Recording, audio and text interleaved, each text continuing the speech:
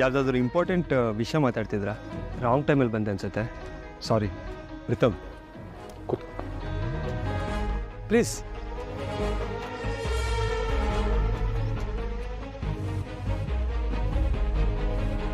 ಯಾಕೆ ವೇದ ಒಂಥರ ಇದ್ದಾಳೆ?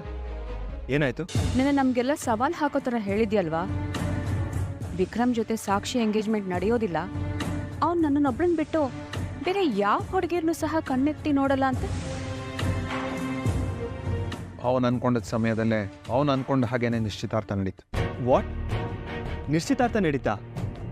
ಅನ್ಬಿಲೀವಬಲ್. ವಿಕ್ರಮ್ ಹೀಗೆ ಮಾಡಿಬಿಟ್ರಾ? ಮಾವ ನಿನ್ನೆ ತಾನೇ ಹೇಳಿದ್ರು ಓವರ್ ಕಾನ್ಫಿಡೆನ್ಸ್ ಒಳ್ಳೇದಲ್ಲ ಅಂತ.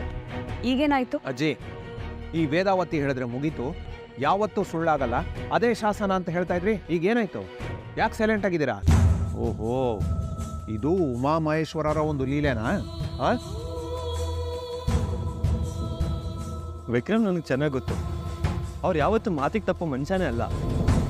ಅದರಲ್ಲೂ ವೇದ ಅವ್ರ ಮೇಲೆ ಇಟ್ಟಿರೋ ನಂಬಿಕೆನ ಅವ್ರು ಈ ರೀತಿ ಮುರಿಬಾರ್ದಾಗಿತ್ತು. Very disappointing. ನನಗೆ ಆಯಸ್ ಗಟ್ಟಿ ಇದೆ ಅಂತ ಪೂರ್ಣ ನಂಬಿಕೆಯಿಂದ ರೈಲ್ ಎದುರುಗಡೆ ಹೋಗಿ ನಿಂತ್ರೆ ಏನಾಗುತ್ತೋ ಅದೇ ಆಗಿದೆ ಇವತ್ತು ಇವಳಿಗೆ. ಯಾಕೆ ಮೌನವಾಗಿ ನಿಂತಿದ್ಯಾ? ಏನಾದರೂ ಮಾತಾಡು.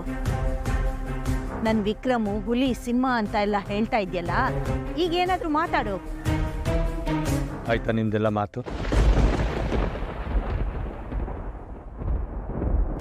ವೇದ, ಈಗ ಇವರೆಲ್ಲ ಮಾತಾಡ್ತಿದ್ದಲ್ಲ, ಇವ್ರು ಯಾರು ನಿನ್ನ ವಿರೋಧಿಗಳಲ್ಲಮ್ಮ. ನೀನು ಕೆಳಗೆ ಬಿದ್ದರೆ ನಿನ್ನ ನೋಡಿ ನಗೋರುವಲ್ಲ, ಎಲ್ಲ ನಿನ್ನ ಹಿತೈಷಿಗಳೇ. ನಡೆದಿರೋ ಘಟನೆಯಿಂದ ಆಗಿರೋ ಸಂಕಟನ ತೋಡ್ಕೋತಾ ಇದ್ದಾರೆ ಹೊರತಾಗಿ ಯಾರೂ ನಿನ್ನನ್ನು ಹೀಯಾಳಿಸ್ತಿಲ್ಲ. ಅದನ್ನು ಅರ್ಥ ಮಾಡ್ಕೊಂಡು ನೋಡು, ಕೆಳಗೆ ಬೀಳೋದು ಸೋಲಲ್ಲ, ಕೆಳಗೆ ಬಿದ್ದ ಮೇಲೆ ಹೇಳಕ್ ಪ್ರಯತ್ನ ಪಡದೇ ಇರೋದು ನಿಜವಾದ ಸೋಲು. ನೀನು ಅಂದ್ಕೊಂಡಾಗೆ ಪ್ರಪಂಚ ಇಲ್ಲಮ್ಮ, ಎಲ್ಲರೂ ಅವಕಾಶವಾದಿಗಳೇ. ಸ್ವಲ್ಪ ಲಾಭ ಸಿಗುತ್ತೆ ಅಂದ್ರೆ ಸಾಕು, ಜೊತೆಲಿರೋರಿಗೆ ಚೂರಿ ಹಾಕ್ಬಿಡ್ತಾರೆ. ಇಷ್ಟು ದಿವಸ ನೀನು ಅಮ್ಮ ಅಮ್ಮ ಅಂತ ನಿನ್ನ ಹೆತ್ತಮ್ಮನಿಗಿಂತ ಪ್ರಾಮುಖ್ಯತೆ ಕೊಟ್ಟಿಯಲ್ಲ, ಅವರೇ ತಾನೆ ಮುಂದೆ ನಿಂತು ಮದುವೆನ ಮಾಡಿಸ್ತಾ ಇರೋದು. ನಮ್ಮ ಬೇಡ ಅವ್ರನ್ನ ಅಂತ ನಾನೇನಾದ್ರು ಸಪೋಸ್ ಒಂದು 3 ತಿಂಗಳ ಮುಂಚೆ ಹೇಳಿದಿದ್ರೆ ನನ್ನ ಮಾತನ್ನು ನೀನು ನಂಬ್ತೀನಿ. ಇಷ್ಟೇ ಅಮ್ಮ ಜೀವನ. ಯಾರು ಯಾವಾಗ ಹೇಗೆ ಬದಲಾಗ್ತಾರೆ ಅಂತ ಹೇಳಕ್ಕಾಗಲ್ಲ. ಅದಕ್ಕೆ ಬ್ಲೈಂಡಾಗಿ ಯಾರನ್ನೂ ನಂಬಬಾರ್ದು.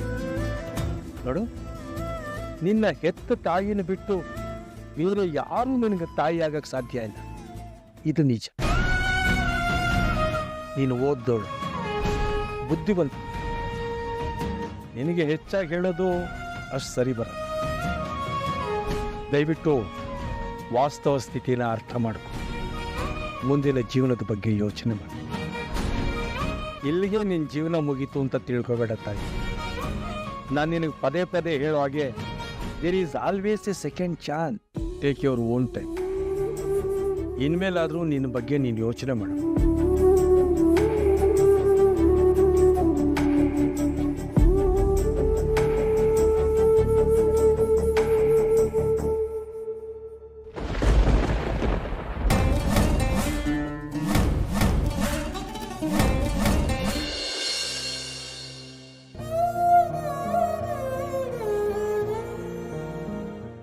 ವೇದ ಬಂದಿದ್ದಾನ? ಎಂಗೇಜ್ಮೆಂಟ್ ನೋಡ್ತಾ ನಿಂತಿದ್ಲ. ಪಾಪ ಕಣ, ತನ್ನ ಗಂಡ ಇನ್ನೊಂದು ಹುಡುಗಿ ಜೊತೆ ಎಂಗೇಜ್ಮೆಂಟ್ ಆಗ್ತಿರೋದು ನೋಡಿ ಎಷ್ಟು ಹೊಟ್ಟೆ ಹೊರ್ಕೊಂಡ್ಲೋ ಏನೋ. ಇದರ ನಮ್ಮಮ್ಮ ದೊಡ್ಡ ತಪ್ಪು ಮಾಡಿಬಿಟ್ರು ಕಣ. ಅಲ್ಲ ಕಣ, ನೀನು ಅಮ್ಮನ ಹತ್ರ ಮಾತಾಡಿ ಅರ್ಥ ಮಾಡಿಸ್ಬೋದಿತ್ತು ತಾನೆ. ಅರ್ಥ ಮಾಡ್ಕೊಂಡಿರ್ತಾನೆ. ಊಟ ತಿಂಡಿ ಬಿಟ್ಟು ಐಸಿಯಲ್ಲಿ ಪ್ರಮಾಣ ತಗೊಂಡ್ರಲ್ಲ. ಅಲ್ಲಪ್ಪ, ವೇದ ಬಂದಿದ್ದು ನಮಗಾದ್ರೂ ಹೇಳ್ಬೇಕು ತಾನೆ.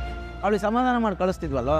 ಅಷ್ಟು ಜನರ ಮುಂದೆ ಹೇಗೆ ಹೇಳಿ? ಸರಿ ಕಣೋ, ನಡೆದಿದ್ದು ಹೀಗೆ ಅಂತ ವಿವರಣೆ ಕೊಡು, ಅವಳು ಅರ್ಥ ಮಾಡ್ಕೋತಾಳೆ. ಅರ್ಥ ಮಾಡ್ಕೊಂಡು ಏನೋ ಮಾಡ್ತಾಳೆ.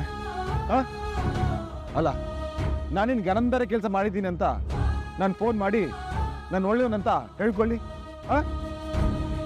ಮತ್ತೆ ಹಿಂಗೆ ಕೊರಗೆ ತಗೊಂತಿರ್ತೀಯ ಇಲ್ಲಿ? ಏಯ್, ಅವಳಿನ ಬದುಕಿ ಕರ್ಕೊಂಬಂದ್ಬಿಡು. ಮಗ, ನೀನೇನೇ ಮುಚ್ಚಿಟ್ರು ಒಳಗೊಳಗೆ ನೀನು ವೇದಾನ ಲವ್ ಮಾಡ್ತಿದ್ದೆ ಅಂತ ನಮ್ಗೆ ಗೊತ್ತು ಕಣೋ. ಆಗಿರೋದು ಬರೀ ಎಂಗೇಜ್ಮೆಂಟು, ಮದುವೆ ಅಲ್ಲ. ಐ ಇವನ್ ಬೇರೆ ಎಷ್ಟು ಮದುವೆ ಅಸಮಣೆ ಮೇಲೆ ನಿಂತೋಗಿದ್ದಾವೆ. ಈ ಪುಟ್ಕೋಸಿ ಎಂಗೇಜ್ಮೆಂಟು ಏನೇನು ನೀನು ಹೇಳಪ್ಪ ಆಗಲ್ಲ ಅಂದರೆ ನಾನೇ ಹೋಗಿ ವೇದನ್ ಕನ್ವಿನ್ಸ್ ಮಾಡಿ ಕರ್ಕೊಂಬರ್ತೀನಿ. ಬೇಡ ನೋಡ್ರ, ನಾನಿರೋ ಫೀಲ್ಡಲ್ಲಿ ಯಾವ ಹುಡುಗಿ ಬಂದ್ರೂ ಅವಳಿಗೆ ಅಪಾಯನೇ. ಅದಕ್ಕೆ ತಾನೆ ಬೇತಾಳನ ಮನೆ ಬಿಟ್ಟು ಆಚೆ ಹಾಕಿದ್ದು. ಆದ್ರೆ ಈ ಅಮ್ಮ ನೋಡಿದ್ರೆ ಹೊಸ ಥರ ಟ್ವಿಸ್ಟು ಎಕ್ಸ್ಪೆಕ್ಟೇ ಮಾಡಿರಲಿಲ್ಲ. ನನ್ನ ಪಾಲಿಸಿ ಅದೇ ಕಣ, ನನ್ನ ಲೈಫಲ್ಲಿ ಯಾವ ಹೆಣ್ಣಿಗೂ ಜಾಗ ಇಲ್ಲ ಅಷ್ಟೇ. ಸರಿ ಬಿಡು, ಏನಾಗುತ್ತೋ ಆಗಲಿ, ಮುಂದೇನಾಗುತ್ತೆ ನೋಡೋಣಂತೆ. ಸರಿ ಬರ್ಬೋದು.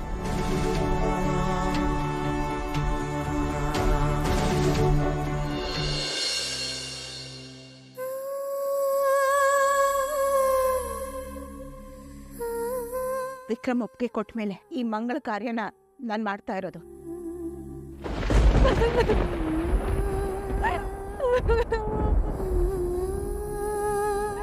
ಯಾಕೆ ಹೆಂಗ್ ಮಾಡ್ದೆ ಗುಡ್ಡ, ಯಾಕೆ ಹೆಂಗ್ ಮಾಡ್ದೆ? ನೀನೇ ಫಲವತ್ತಾಗಿ ಬಂದು ತಾಳಿ ಕಟ್ಟು ನನ್ನ ಜೀವನ ಹಾಳು ಮಾಡ್ದೆ. ಅದಕ್ಕೆ ನೀನ್ ನೆಮ್ಮದಿಯಾಗಿರ್ಬಾರ್ದು ಅಂತ ನಿನ್ ಮನೆ ಸೇರ್ಕೊಂಡೆ. ಯಾಕೆ ನಾನೇ ನನ್ನ ನೆಮ್ಮದಿನ ಕಳ್ಕೊತಿದ್ದೀನಿ, ನಾನೇ ನನ್ನ ನೆಮ್ಮದಿನ ಕಳ್ಕೊತಿದ್ದೀನಿ. ನನಗೆ ಗೊತ್ತಾಗ್ದಂಗೆ ಅದು ಹೇಗೆ ನನ್ನ ಮನ್ಸಲ್ಲಿ ಜಾಗ ಇಡ್ತಿಕೊಂಡು ಅದು ಹೇಗೆ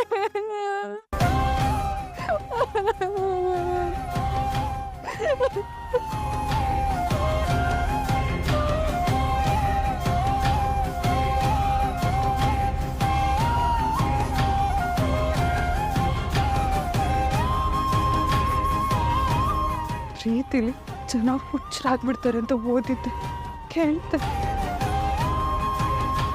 ಆದ್ರೆ ಇವಾಗ ನಾನೇ ಅನ್ಭವಿಸ್ತಾ ಇದ್ದೇನೆ. ಇವಾಗ ಕೊಂಡಾಳಿಗೆ ಮಾಡಿದೆ. ಅದು ಯಾಕೆ ಇಷ್ಟು ಕೋಪ ನಿಂಗೆ ನನ್ನ ಮೇಲೆ? ನಾನು ಯಾವತ್ತಾದ್ರೂ ನಿನಗೆ ಹರ್ಟ್ ಆಗೋ ಥರ ನಡ್ಕೊಂಡಿದ್ದೀನ? ನಿನಗೆ ಅವಮಾನ ಮಾಡಿದ್ದೀನ?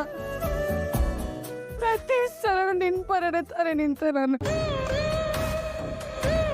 ನನ್ನ ಫೀಲಿಂಗ್ಸ್ ಯಾಕೆ ಕೊಟ್ಟೆ ನಿಂಗೆ ಇಷ್ಟ ಆಗಲಿಲ್ಲ? ಯಾಕೆ ಅರ್ಥ ಆಗಲಿಲ್ಲ ನನ್ನ ಫೀಲಿಂಗ್ಸ್ ನಿಂಗೆ? ಕೊನೆಗೂ ಎರಡರ ಮಾತನ್ನ ಕೇಳಿಸ್ಕೊಂಡು ನನ್ನ ಕೈ ಬಿಟ್ಬಿಟ್ಟೆ ಗುಂಡ ನೀನು.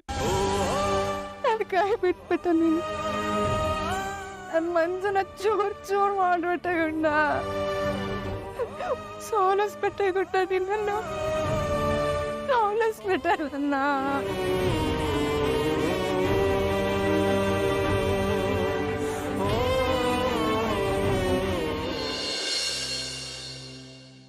ನೀನ್ ಯಾರಿಗಾದೆಯೋ ಎಲೆ ಮಾನವ, ಹರಿ ಹರಿ ಗೋವುನ.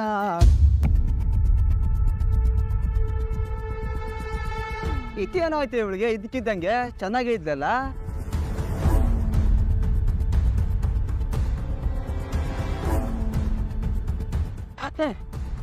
ಅಮ್ಮ, ಯಾಕೆ ಹೀಗೆ ಪಾತ್ರೆ ಪಗಡೆಗಳನ್ನೆಲ್ಲ ಕುಗ್ತಾ ಇದೆಯಾ? ನೀನ್ ಕೋಪ ಮಾಡ್ಕೊಳ್ಳೋಂಥದ್ದು ಏನಾಗಿದೆ ಈಗ? ಆ ವೇದನ ಅಲ್ಲಿ ನೋಡ್ದಾಗಿಂದ ಮನ್ಸೇ ಸರಿ ಇಲ್ಲ ಕಣೆ. ಅದ್ ಹೇಗೆ ನಿಶ್ಚಿತಾರ್ಥ ನಡೆಯೋ ದೇವಸ್ಥಾನಕ್ಕೆ ನಿಶ್ಚಿತಾರ್ಥ ನಡೆಯೋ ಟೈಮ್ಗೆ ಕರೆಕ್ಟ್ ಆಗಿ ಬಂದು ನಿಂತ್ಕೋತಾಳೆ? ಮೊದಲೇ ಯಾರಾದ್ರೂ ಅವಳಿಗೆ ಇನ್ಫಾರ್ಮೇಶನ್ ಕೊಟ್ಟಿದ್ರೇನೋ? ಅಲ್ಲಿಗೆ ನಮ್ಮಲ್ಲೇ ಯಾವ್ದೋ ಕಪ್ಪಾಡು ಇದೆ ಅಂತ ತಾನೇ? ಏಯ್, ಹಾಗೆಲ್ಲ ನೀನು ನಾನು ನೋಡಬೇಡ. ನಾನೇನು ಬ್ಲ್ಯಾಕ್ ಶಿಪ್ ಅಲ್ಲ. ನಿನ್ ಬಗ್ಗೆ ಹೇಳ್ತಾ ಇಲ್ಲಯ್ಯ. ವಿಕ್ರಮ್ ಮನೆಯಲ್ಲಿ ಯಾರೋ ಅದ್ಯಾರು ಅಂತ ನನಗೆ ಗೊತ್ತು. ನೀನು ಅವ್ರ ಬಗ್ಗೆ ತಲೆ ಕೆಡಿಸ್ಕೋಬೇಡ, ನಾನು ನೋಡ್ಕೋತೀನಿ. ನನ್ ಭಯ ಅದಲ್ಲ ಕಣೆ. ಮತ್ತೇನಮ್ಮ? ಗಂಡನೇ ಬೇಡ ಅಂತ ಬರ್ಕೊಟ್ಟೋದವಳು ಮತ್ತೆ ನಿಶ್ಚಿತಾರ್ಥ ನಡೆಯೋ ಜಾಗಕ್ಕೆ ಬರ್ಬೇಕು? ಅವಳ ಉದ್ದೇಶ ಏನು? ಏನಾದ್ರೂ ಮಾಡಿ ನಿನ್ ಮದ್ವೆ ನಿಲ್ಸೋದಾ? ವಿಕ್ರಮ್ ಅವಳನ್ನ ಮನೆಯಿಂದ ಓಡಿಸಿದ್ರು, ಅವಳೇನ್ ಮನಸ್ಫೂರ್ತಿಯಾಗಿ ಅಲ್ಲಿಂದ ಹೋಗಿಲ್ಲ. ಅವಳಿಗಿನ್ನೂ ಅವನ ಮೇಲೆ ಪ್ರೀತಿ ಹಾಗೆ ಇದೆ. ಅದಕ್ಕೆ ಅವನ್ ಹಿಂದೆ ಸುತ್ತಾ ಅವನ್ ಮನ್ಸನ್ ಗೆಲ್ಲಕ್ ನೋಡ್ತಿದ್ದಾಳೆ. ನೀನೇ ನನಗೆ ಜ್ವರ ಬರ್ಸೋದಾ ಇದ್ಯಾ? ಗಂಡಸನ್ ನೀಯತ್ತು ಬುದ್ಧಿ ಯಾವ ಕ್ಷಣದಲ್ಲಿ ಬೇಕಾದ್ರೂ ಬದಲಾಗ್ ಬಿಡ್ಬೋದು. ಹೇಗಾದ್ರೂ ಮಾಡಿ ಅವಳು ಅವನಿರೋ ಕಡೆ ಬರ್ದಾಗೆ ತಡಿಬೇಕು. ನೀನೇನು ಟೆನ್ಷನ್ ಮಾಡ್ಕೋಬೇಡ. ಅವಳು ವಿಕ್ರಮ್ ಕಡೆ ಸುಳಿದೇ ಇರೋ ಹಾಗೆ ನಾನು ನೋಡ್ಕೋತೀನಿ. ಮನಸ್ಸಲ್ಲಿ ಇದ್ದಿದ್ನೆಲ್ಲ ಹೊರಗಡೆ ಚೆಲ್ಲಾಯ್ತಲ್ಲ. ಈಗಲಾದ್ರೂ ಊಟ ಮಾಡ್ಬೋದಾ?